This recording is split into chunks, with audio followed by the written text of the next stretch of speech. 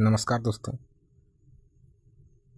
प्रतिदिन की तरह आज फिर हम क्लास 10th का चैप्टर नंबर 1 और प्रश्नावली 1.1 लेकर आपके समक्ष हाजिर हूँ। इससे पहले हम एक डेमो क्लास दिए थे जिसमें हम HCF और LCM बताए हैं कि अभाज्य गुणनखंडन विधि से कैसे निकाला जाता है। यदि आप नहीं देखे हैं तो चैनल का प्लेलिस्ट में है, आप उसे अवश्य देखिए और सबसे पहले आप अभाज्य गुणनखंडन विधि से LCM और HCF निकालना सीखिए, ताकि आपको इस प्रकार के जितना भी प्रश्न आएंगे वो इजीली आप आराम से बना सकते हैं। तो यदि नहीं देखे हैं तो अवश्य देखिए जाके अभाज्य गुणनखंडन विधि से LCM और HCF निकालना है। तो आइए आज हम सीखते हैं प्रश्नावली 1.1 का जो भी प्रश्न दिया हुआ है क्वेश्चन नंबर 1 में उसको बनाते हैं। देखिए दोस्तों, यहाँ पे कहा गया है निम्नलिखित संख्याओं को अभाज्य गुणनखंडन के गुणनफल के रूप में व्यक्त करें। तो इसको हम बनाते हैं सबसे पहले। और साथियों, यदि चैनल पर पहली बार आए तो चैनल को सब्सक्राइब अवश्य कीजिएगा ताकि आपको हर वीडियो का नोटिफिकेशन जो है सो मिलता रहे। तो आइए हम बनाते हैं इस क्वेश्चन को। तो आपको हम जो है सो गुणनखंडन करना सिखा दिए थे। आइए सबसे पहले सर गुणनखंडन करते हैं। 140 का गुणनखंडन, 140 का गुणनखंडन करेंगे। 140 इसको तोड़ते हैं हम। देखिए दोस्तों, सबसे पहले 2 से जाएगा और यहाँ पे अभाज्य गुणनखंडन लिखा है। तो आपको समझाए थे उस दिन कि अभाज्य गुणनखंडन का मतलब सिर्फ अभाज्य संख्या से डिवाइड करना, यानी सिर्फ अभाज्य संख्या से ही हम भाग लगाएंगे। तो 2 से लगाएं, कितना आएगा इसका 70। अब देखिए क्या करेंगे, इसको फिर हम 2 से लगाते हैं तो आपका बन जाएगा 70 का आधा 35। अब ये देखिए 3 से नहीं कटेगा, 5 है अंत में। अगर 5 रहता दोस्तों तो ये 5 से ही डिवाइड होता है। 5 से कटा देंगे, 5 7 35 और फिर हम 7 से कटाएंगे तो आएगा 1। तो इसका गुणनखंडन कर लिए। अब देखिए क्या करेंगे, हम लिखते हैं 140 और इसके सामने जो जो आया उसको लिखेंगे। दोस्तों यहाँ पे 1 लिखे या ना लिखे कोई फर्क नहीं पड़ेगा, क्योंकि हमको HCF और LCM निकालने के लिए नहीं कहा गया है, हमको गुणनफल के रूप में लिखने के लिए कहा गया है। तो आइए लिखते हैं। देखिए क्या आया, 2 आया, फिर 2 आया, फिर 5 आया और फिर 7 आया। अब देखिए इसको गुणनफल के रूप में कैसे लिखेंगे। दोस्तों ये भी एक गुणनफल है, परंतु यहाँ पे देखिए 2 जो है सो डबल है, 2 ठो है, तो इसलिए इसको हम लिख देंगे 2 का पावर 2, यानी इसका घात हम 2 दिखा देंगे क्योंकि 2 ठो है। और 5 सिंगल है तो इसको ऐसे ही छोड़ देंगे, और 7 सिंगल है तो इसी प्रकार छोड़ देंगे। तो यही दोस्तों इस सवाल का आंसर हो जाएगा 140 का गुणनफल अभाज्य गुणनखंडन के रूप में। तो इसका आंसर 2 का पावर 2 गुना 5 और इंटू 7, यही सवाल का सही जवाब हो जाएगा। आइए हम नेक्स्ट क्वेश्चन बनाते हैं। दूसरा प्रश्न है 156। जी दोस्तों, दूसरा प्रश्न 156 है। इसका हम सबसे पहले क्या करेंगे, गुणनखंडन करेंगे। आइए हम गुणनखंडन करते हैं। तो 156 का गुणनखंडन करते हैं। देखिए क्या मिलेगा हमको। सबसे पहले 2 से लगाएंगे तो 2 से ये कट जाएगा आपका 78 बार में, फिर हम 2 से लगा देते हैं तो ये कट जाएगा 39 बार में। अब देखिए इसको 3 से लगा देते हैं तो 3 से कटेगा 13 बार में, क्योंकि 13 या 39 होता है, 3 से 13 बार में कटेगा। अब अगर मन किया दोस्तों तो 13 से लगा दीजिए एक बार में। अब आइए इसका जो है गुणनखंडन क्या क्या है हम लिखते हैं। 156 का लिख देते हैं 156 और इसके सामने ये एरो लगा दिए। और देखिए 2 आया 2 ठो तो लिख देते हैं 2 गुना 2। 3 आया 1 ठो तो लिख देते हैं 3, और 13 आया 1 ठो तो लिख देते हैं 13। अब दोस्तों 2 ठो आया तो इसको लिख देंगे 2 का पावर 2, और 3 1 ठो लिख देंगे 3, और 13 1 ठो लिख देंगे 13, और यही इस सवाल का सही जवाब होगा। आइए नेक्स्ट क्वेश्चन बनाते हैं। आइए अब 1 नंबर का 3 नंबर प्रश्न बनाते हैं। यहाँ पे दिया हुआ 3825 का गुणनखंडन करना है। तो आइए हम 3825 का सबसे पहले गुणनखंडन करते हैं। यहाँ लिखें 3825। अब इसका जो है सो सबसे पहले गुणनखंडन करेंगे।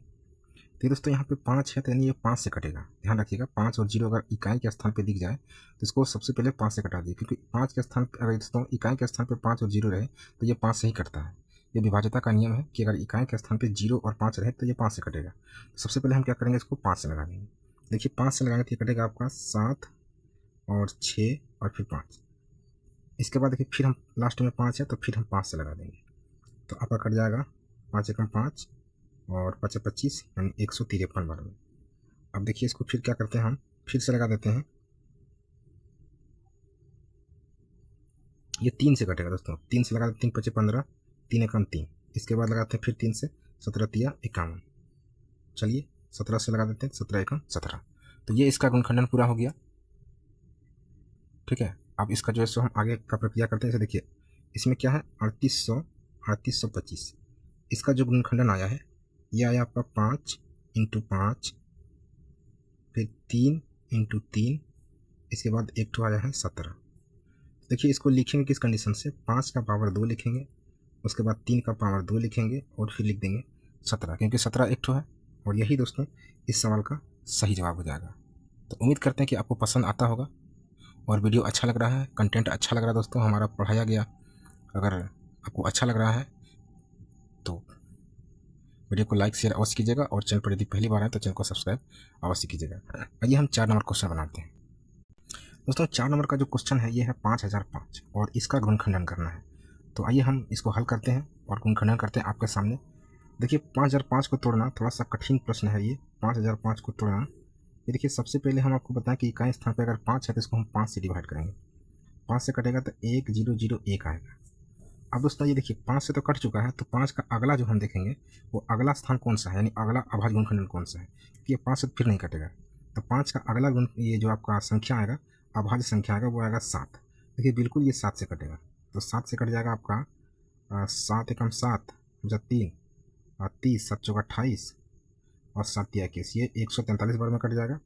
अब देखिए दोस्तों 7 के बाद जो अभाज्य गुणनखंडन संख्या है, अभाज्य संख्या, वो है 11 और 11 से ये 13 बार में कट जाएगा।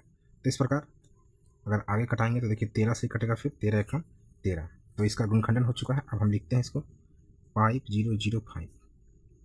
तो इसका जो गुणनखंडन आया ये 5 7 11 और 13। तो आप देख सकते हैं इसमें कोई भी संख्या डबल नहीं है, जब डबल नहीं है तो इसका आंसर यही हो जाएगा। इसी प्रकार इसको हम लिख सकते हैं। और इस 1 नंबर क्वेश्चन का अंतिम जो है 5 नंबर, ये 5वां पॉइंट है। नेक्स्ट क्वेश्चन है 7429। इसका जो है सो गुणनखंडन करना है और इसको गुणनफल के रूप में लिखना है।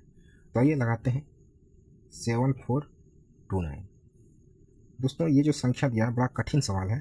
तो देखिए ये जो संख्या दिया, ये सबसे पहले ये डायरेक्ट दोस्तों ये 17 से कटेगा, इससे पहले कोई भी टेबल से नहीं कटेगा। आप एक बार अपने से ट्राई करके देख लीजिएगा, लेकिन ये 17 से कटेगा। 17 से कटेगा आपका 4 3 और 7 बार में।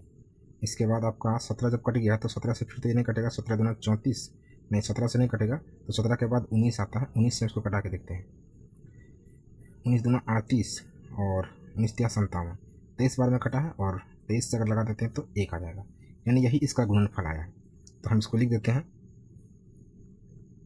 7429 और इसका जो गुणनफल आया है वो आपका 17 गुना 19 गुना 23, और यही दोस्तों इस सवाल का सही जवाब होगा। तो उम्मीद करते हैं कि आपको सेशन पसंद आया होगा, और यदि पसंद आया है तो चैनल को सब्सक्राइब अवश्य कीजिएगा और वीडियो को लाइक अवश्य कीजिएगा। तो फिर मिलते हैं नेक्स्ट क्वेश्चन के साथ, तब तक के लिए जय हिंद दोस्तों, जय भारत, वंदे मातरम।